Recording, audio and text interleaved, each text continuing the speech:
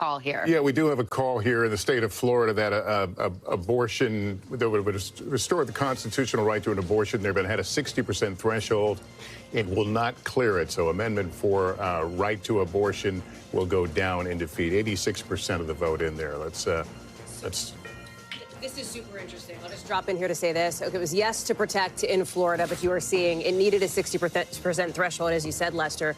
This would be the first ballot initiative that we've seen anywhere in the country since the overturning of Roe versus Wade that has failed. However, but it had a higher bar. Exactly. The other ballot initiatives were not this high of a threshold here. And I see you want to jump in. No, it's just the same number. Right, it was 57-58 in Ohio, 57-58 in Kansas. I mean, I think we know what the number is. Ironically, I've talked to some Florida Republicans who secretly had hoped this would pass, because now Florida elected officials in 2026, which is their big election year, they will have to face the voters on a 6-week ban, and then suddenly that will sort of upend just the state's politics. Yeah. But Ron there's clearly DeSantis actively campaigned against this amendment which is and he used the government power. It's going to create an interesting, there's going to be a fascinating, if the Democratic Party ever wants to have a chance in Florida again, they're going to get an opportunity, ironically, because this thing went down tonight. Think about how complicated this was for former President Trump. I asked him about this. He said it went too far.